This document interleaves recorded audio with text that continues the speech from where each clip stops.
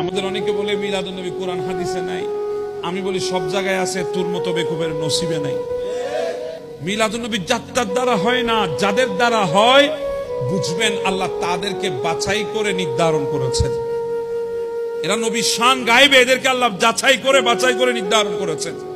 যাত্রার দ্বারা আল্লাহ হাবিবের শান গাওয়ান না, যেখানে গাওয়ানো হয় সেখানে আসার সুযোগ দেন না, যাদেরকে সুযোগ দেন, গাওয়ার সুযোগ দেন, এগুলা সবগুলা হচ্ছে আল্লাহর বাছাইকৃত বান্দা।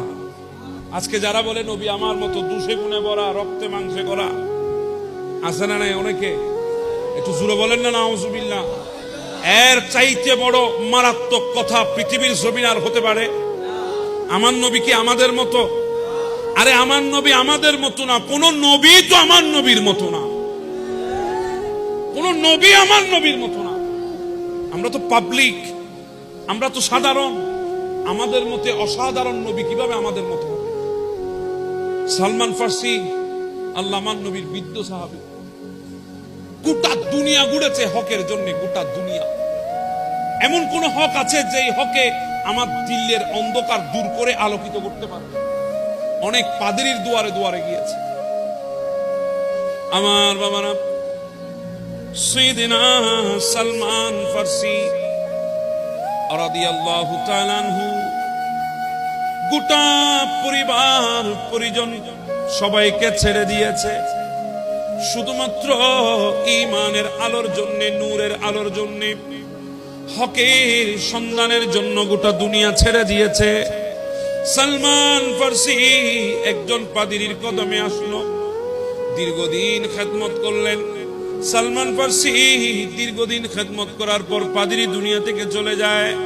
সালমান ফার্সি ডাক দিয়ে বলে, পাদ্রী, হায়াত তো কাটিয়ে দিয়েছি তোমার কাছে, কিন্তু তুমি আমাকে তো সত্যের সন্ধান দিতে পারো নাই। তুমি দুনিয়া থেকে চলে যাও, এখন আমি কি করব আমাকে বলো। ওই পাদ্রী ডাক দিয়ে বলে, সালমান ফার্সি রে, যাও অমুক জায়গায় চলে যাও, ওখানে একজন বড় পাদ্রী আছে, তার কাছে গেলে তুমি সত্যের সন্ধান পাবে। সালমান ফার্সি ওই পাদ্রীর কাছে চলে গেল। পাদ্রীর কাছে যাওয়ার পর পাদ্রীর খেদমত করলেন। ওই পাদ্রী তিনিও দুনিয়া থেকে বিদায় হয়ে যায়। সালমান ফার্সি বলে, পাদ্রী রে, হায়াত তো কাটিয়ে দিয়েছি, আমি বুঝি সত্যের সন্ধান পাবো না। পাদ্রী বলে, সত্যের সন্ধান এখানে পাবা না, সত্যের সন্ধান যদি পেতে চাও তাহলে যাও মদিনায় চলে যাও। মদিনার জমিনে এমন একজন নবীর আগমন হবে, ওই নবীর নাম নবী আখিরুজ্জামান। ওই নবী আল্লাহর আখিরি নবী, ওই নবীর পরে আর কোন নবী আসবে না। যাও ওনার দরবারে চলে যাও, সত্যের সন্ধান পেয়ে যাবা। সালমান ফার্সি ডাক দিয়ে বলে, নবীকে কিভাবে চিনবো? তখন ওই পাদ্রী বলে, তিনটা আলামত নিয়ে যাও। কয়টা আলামত? তিনটা আলামত। এক নম্বর আলামত, ওই নবীকে যদি হাদিয়া দে, ওই নবী হাদিয়া নেবে। দ্বিতীয় নম্বর, ওই নবীকে যদি সদকা দে, ওই নবী সদকা নেবে না। তৃতীয় নম্বর, ওই নবীর দুই কাঁধের মাঝখানে আল্লাহর দেওয়া মোহরে নবুওয়াত। সালমান ফার্সি চলে যায়। দুই পাহাড়ের মাঝখানের রাস্তা দিয়ে সালমান ফার্সি হাঁটে। হঠাৎ ডাকাতের দল আক্রমণ করলো, জোর জবরদস্তি করে সালমান ফার্সিকে কয়েদি বানিয়ে নিয়েছে, গোলাম বানিয়ে বাজারে এনে বিক্রি করে দিয়েছে।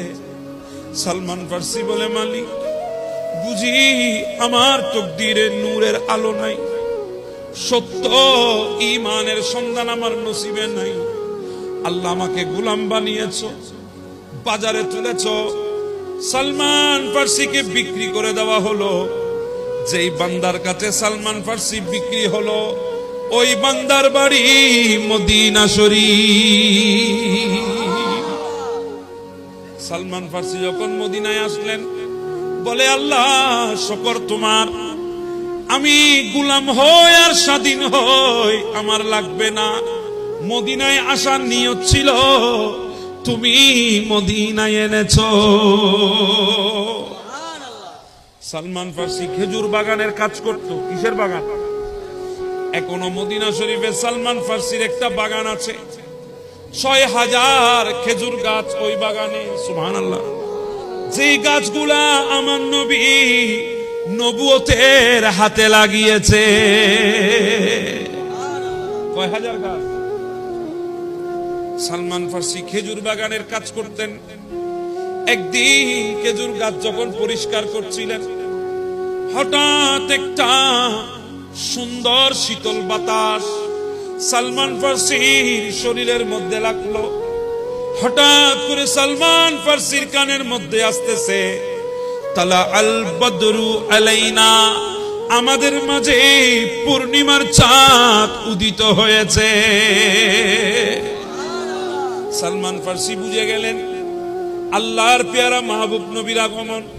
সালমান ফার্সি দ্রুত খেজুর গাছ থেকে নেমে যখন দৌড় দিচ্ছিলেন, মালিক সালমান ফার্সির হাত ধরে ফেললেন।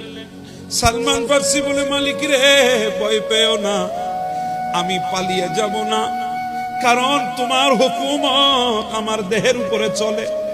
আমি তোমার গোলাম, তুমি আমার মুনিব। তবে সালমান ফার্সি, আমি তোমাকে বলছি, ও আমার মুনিব, আমি সালমান ফার্সি, আমি বলছি তোমাকে, শোনো, তোমার হুকুমত আমার দিলে চলে, আমার শরীরে চলে। আর এমন একজন নবী মদিনার মধ্যে আগমন করেছে যার হুকুমত আমার দিলে চলে।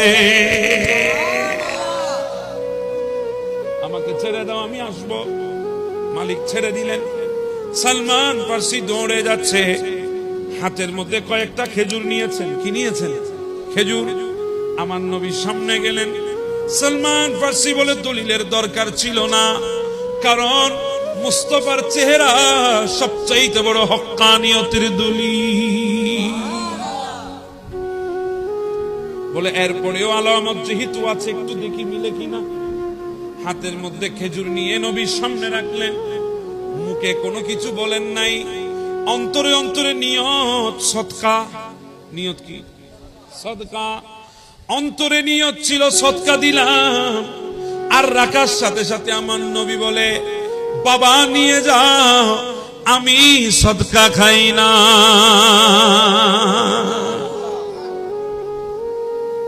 সালমান ফার্সি বলে অবাক, এর চাইতে হক আর কিছুই নাই। উনি খেজুর গুলা নিয়ে চলে গেলেন। কয়েকদিন পর বিরাট এক খেজুরের বস্তা নিয়ে নবীর দরবারে উপস্থিত। আমার নবীর সামনে রাখতেছে, আর অন্তরে নিয়ত হচ্ছে হাদিয়া। যখন খেজুরের বস্তা নবীর সামনে রাখলেন, আমার নবী ওগুলা কবুল করেছে। সালমান ফার্সি বলে, 2 আলামত মিলে গেছে। কয় আলামত? 2 আলামত। তৃতীয় নম্বর আলামত, 2 কাঁধের মাঝখানে মোহরে নবুয়ত। আমার নবী মদিনার রাস্তা ধরে যায়, সালমান ফার্সি দূরে দাঁড়িয়ে আছে। আমার নবীর শরীরের মধ্যে চাদর ছিল, লাল আর কালো দুরাকাটা চাদর আমার নবীর শরীরের উপরে ছিলেন। নবী হাঁটতেছে, সালমান ফার্সি দূরে দাঁড়িয়ে মনে মনে বলে, ও বাতাস, একটু জুড়ে আয় না, তুই যদি একটু জুড়ে আসিস, নবীর শরীর থেকে চাদর কানা পড়ে যাবে। আর যখন চাদর পড়ে যাবে, আমি সালমান ফার্সি মোহরে নবুয়তের জিয়ারত করতে পারবো। এটা মনে মনে সালমান ফার্সি বললেন। আমার নবী অনেক দূরে। আমার নবী পেছনে ফিরে ডাক দিয়ে বলে, সালমান, এদিকে আয়, আমার মোহরে নবুয়ত দেখবি। চাদর কানা সরিয়ে দিলেন। দেখ সালমান ফার্সি মোহরে নবুয়তের জিয়ারত করে নে। এজন্য বলছিলাম, আমরা তো না চাইতে নবী পেয়েছি। সাহাবীরা কত কষ্ট করে নবী পেয়েছে, আমরা তো কষ্টের মর্ম বুঝবো না। কথা বলেন ঠিক না ঠিক? আল্লাহ আমাদেরকে যতদিন দুনিয়ায় থাকবো এই মিলাদুন নবী পালন করার তৌফিক আল্লাহ আমাদেরকে দান করে দাও। আমাদের হৃদয়ে যতদিন জান থাকবে মিলাদুন নবী পালন করতে, আমরা ততদিন প্রস্তুত থাকবো। কথা বলেন ঠিক না ঠিক? আল্লাহ পাক এই মাহফিলকে আসমান আর জমিন যতদিন থাকবে ততদিন দায়েম আর কায়েম রাখার তৌফিক দান করুন। আল্লাহ আমাদেরকে দুনিয়ার বুকে নবীর আগমনে কুশউদযাপন করার মতো তৌফিক আল্লাহ তুমি আমাদেরকে দিতে থাকো, দিতে থাকো, দিতে থাকো। কারণ এটা নসিবওয়ালাদের ব্যাপার।